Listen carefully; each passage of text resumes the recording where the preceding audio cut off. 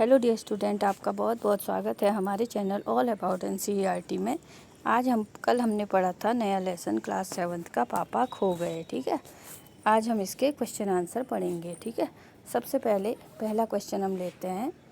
नाटक में आपको सबसे बुद्धिमान पात्र कौन लगा और क्यों लगा? तो डियर स्टूडेंट, आप लोग ज़रूर लाइक और सब्सक्राइब ज़रूर कीजिए ताकि आपको रोज़ नए नए वीडियोज़ हमारे मिलें। ठीक है, और अपने दोस्तों को भी शेयर करना मत भूलिएगा। ठीक है, चलिए हम पहला क्वेश्चन अब शुरू करने जा रहे हैं। पहला क्वेश्चन देखिए, नाटक में आपको सबसे बुद्धिमान पात्र कौन लगा और क्यों? हमें नाटक में सबसे बुद्धिमान पात्र कौवे का लगा, क्योंकि कौवे ने ही लड़की के पापा को खोजने में महत्वपूर्ण एवं सक्रिय भूमिका का निर्वाह किया।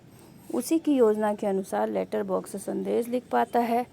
वह उड़ उड़ कर अच्छे बुरे की जानकारी रखता है। उसकी पहचान एवं संदेह के कारण लड़की असामाजिक तत्वों के हाथ में जाने से बच जाती है। ठीक है, तो डियर स्टूडेंट, ये हमारा पहला क्वेश्चन का आंसर आपके समझ में आ गया होगा। ठीक है, अब हम लेते हैं दूसरा क्वेश्चन। ठीक है, अगला क्वेश्चन क्या है?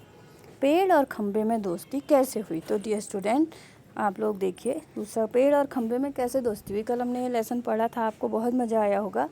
तो देखिए, एक बार जोर की आंधी आने के कारण खंबा जो है पेड़ के ऊपर गिर जाता है। एक बार जब बहुत तेज़ आंधी आती है तो खंबा जो है पेड़ के ऊपर गिर जाता है और पेड़ उसे बचा लेता है। ठीक है, उसे संभाल लेता है। इस प्रयास में वह जख्मी भी हो जाता है। इस घटना से खंबे का मजबूत और ऊंचे होने का घमंड जो है चूर चूर हो जाता है और अंत में दोनों की दोस्ती हो जाती है। ठीक है, चलिए अगला क्वेश्चन लेते हैं।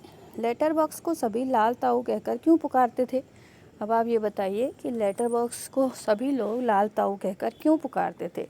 तो इसका जवाब है, लेटर बॉक्स ऊपर से नीचे तक पूरा लाल रंग का रंगा हुआ था और बड़ों की तरह बुद्धिमानी से वह बात भी किया करता था। उसे अपने खाली समय में सभी पत्रों को पढ़ डालता जो उसके भीतर होते थे। इस प्रकार वह हर विषय की जानकारी होने के कारण उसे लाल ताऊ कहते थे। ठीक है, तो क्यों कहते थे उसे लाल ताऊ? अब आपके समझ में आ गया होगा। इसलिए कहते थे क्योंकि एक तो वो लाल रंग का होता था और दूसरा उसमें बुद्धिमानी भी बहुत थी और वो जो भी उसके अंदर लेटर होते थे सबको पढ़ डालता था। इस प्रकार उसे हर विषय की जानकारी होती थी, तब उसे लाल ताऊ कहा जाता था। ठीक है, चलिए नेक्स्ट क्वेश्चन लेते हैं। लाल ताऊ किस प्रकार बाकी पात्रों से भिन्न है? अब आपको बताना है कि लाल ताऊ किस प्रकार अन्य पात्रों से भिन्न है। तो इसका जवाब है, लाल ताऊ पढ़ा लिखा, हंसमुख और मिलनसार था। वह नीरस और उबाऊ वातावरण को भी अपनी मज़ेदार बातों से आनंदमय बना देता था। लाल ताऊ अपने अंदर पढ़े पत्रों को बोरियत मिटाने के लिए पढ़ता था। तो क्यों पढ़ता था? बोरियत मिटाने के लिए। वह किसी से डरता नहीं था। समाज की चिंताएं भी उसे सताती थी। इन्हीं सब कारणों से लाल ताऊ बाकी सभी पात्रों से भिन्न है। निर्जीव होते हुए भी उसके विचार सशक्त और अकाट्य थे। ठीक है, ये इसका जवाब है। चलिए अगला देखते हैं, क्वेश्चन नंबर 5। नाटक में बच्ची को बचाने वाले पात्रों में एक ही सजीव पात्र है। उसकी कौन कौन सी बातें आपको मज़ेदार लगी? अब देखिए, नाटक में जो है बाकी चीज़ें तो निर्जीव थी, एक ही सजीव पात्र था, तो उसकी आपको कौन कौन सी बातें अच्छी लगी? नाटक में कौन था सजीव? एक कौवा था। ठीक है, कौवे की बातें कौन कौन सी लगी आपको मज़ेदार? नंबर 1, वह दुष्ट कौन है? पहले उससे नज़र तो आने दीजिए, ऐसा कहता है। दूसरा क्या कहता है? ताऊ एक जगह बैठकर वह कैसे जान सकोगे, इसलिए मेरी तरह रोज़ चारों दिशाओं में गश्त लगानी पड़ेगी, तब जान पाओगे यह सब, ऐसा कहता है। ठीक है, चलिए अगला क्वेश्चन लेते हैं, क्वेश्चन नंबर 6। क्वेश्चन नंबर 6 क्या है?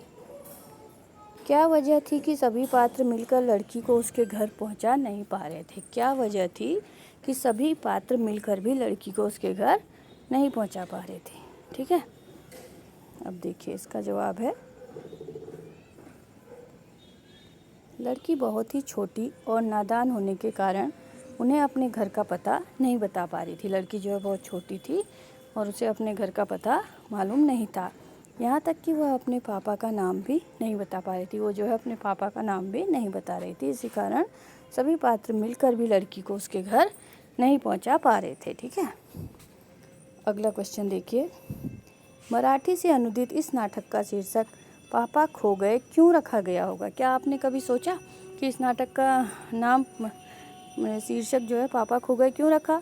अगर आपके मन में कोई दूसरा शीर्षक इसके बदले आता है तो बताइए और उसका कारण भी बताइए। ठीक है, तो लड़की को अपने पापा का नाम पता कुछ भी मालूम नहीं था। कहानी के सभी पात्र मिलकर उसके पापा को खोजने की योजना बनाते हैं। इसी कारण इस नाटक का नाम पापा खो गए रखा होगा। ठीक है, इसके अलावा हम इसका शीर्षक क्या रख सकते हैं बताइए? इसका शीर्षक रख सकते हैं हम लापता बच्ची भी रख सकते हैं, क्योंकि इस नाटक में पूरे समय इसी बच्ची के घर का पता लगाने का प्रयास किया गया है। ठीक है, चलिए अब अगला क्वेश्चन देखते हैं। Question number 8।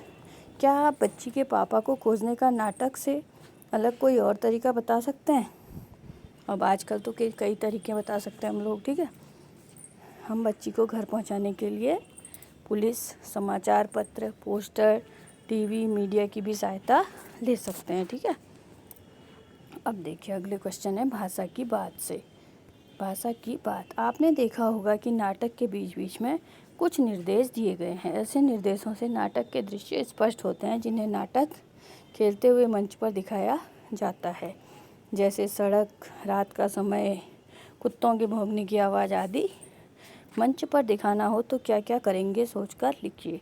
अगर आपको भी ऐसा अगर मंच पर दिखाना होगा तो आप क्या क्या करेंगे बताइए। ठीक है, रात के दृश्य को मंच पर दिखाने के लिए क्या करते हैं? घुप अंधेरा कर सकते हैं हम, चांद तारों की रोशनी दिखा सकते हैं, कुत्तों के भौंकने की आवाज़ें, बिल्ली के रोने की आवाज़, ठीक है, चौकीदार की जागते रहो की आवाज़, हवा की साए साए की आवाज़ आदि हम दिखा सकते हैं। पाठ को पढ़ते हुए आपका ध्यान कई तरह के विराम चिन्ह में गया होगा। अगले पृष्ठ पर दिए गए अंश से विराम चिन्हों को हटा दिया गया है। ध्यानपूर्वक पढ़िए और उपयुक्त चिन्ह लगाइए। अब जो ये पैराग्राफ आपको दिया गया है इसमें विराम चिन्ह नहीं लगाए गए हैं, इसमें आपको स्वयं से विराम चिन्ह लगाने हैं। मुझ पर भी एक रात आसमान से गड़गड़ाती बिजली आकर पड़ी थी। अरे बाप रे, वो बिजली थी या आफत? आते ही अब भी दिल धक धक करने लगता है। और बिजली जहाँ गिरी थी वहाँ खड्डा कितना गहरा पड़ गया। खंबे महाराज, जब कभी बारिश होती है तो मुझे उस रात की याद आई जाती है, अंग थर थर काँपने लगते हैं। ठीक है, ये अब इसमें विराम चिन्ह लगा के कैसे पढ़ेंगे आप इसे? अगर विराम चिन्ह नहीं पढ़ेंगे तो हम इसे पूरा एक साथ पढ़ देंगे। अब चिन्ह लगेंगे तो हम इसे रुक रुक के पढ़ते हैं। कैसे पढ़ते हैं देखिए। मुझ पर भी एक रात आसमान से गिरगिराती बिजली आकर पड़ी थी। अब यहाँ पे फुल स्टॉप लगा है। ठीक है, अरे अरे के आगे कॉमा लगा है तो हम रुकेंगे। बाप रे बाप रे, फिर आश्चर्यजनक लगा है इसमें चिन्ह।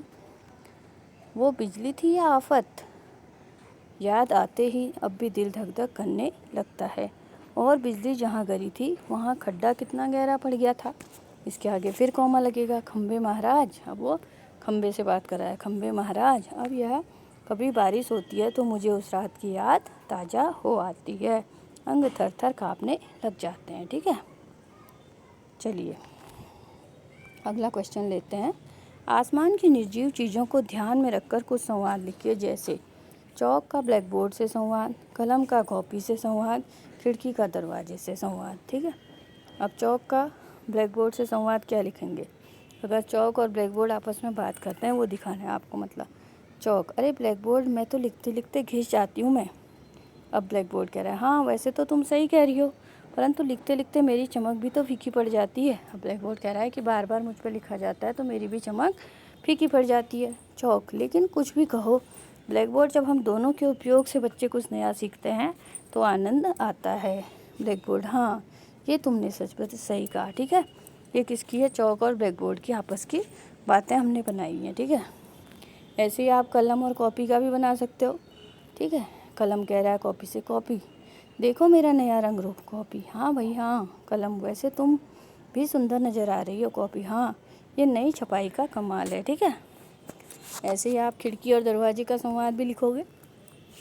खिड़की और दरवाजे भी आपस में बात करते हैं। ठीक है, खिड़की, दरवाजे, भैया क्या बात है, आज तो तुमने बात करने की फुर्सत ही नहीं है। दरवाज़ा, क्या बताऊँ, सुबह से रंग रोगन वालों ने परेशान कर रखा है। अब दरवाज़ा कह रहा है कि सुबह से रंग रोगन वालों ने परेशान करा। खिड़की, अरे भाई ऐसा क्यों बोल रहे हो, इससे तो आप चमक उठेंगे। दरवाज़ा, हाँ ये तो तुम ठीक कहा, ये तो तुमने ठीक कहा, ठीक है। तो डियर स्टूडेंट, ये क्वेश्चन सारे इस लेसन के पूरे हो गए पापा खो गए के, और आपको बहुत मज़ा आया होगा। इसे आप बार बार रिवाइज करके पढ़िए, आपको सारे क्वेश्चन यहीं लर्न हो जाएंगे, ठीक है। कल हम आपके लिए नया लेसन लेके आएंगे और उसको पढ़ने में भी आपको बहुत मज़ा है। तब तक आप लाइक और सब्सक्राइब और शेयर ज़रूर कीजिए, ठीक है। Thanks for watching.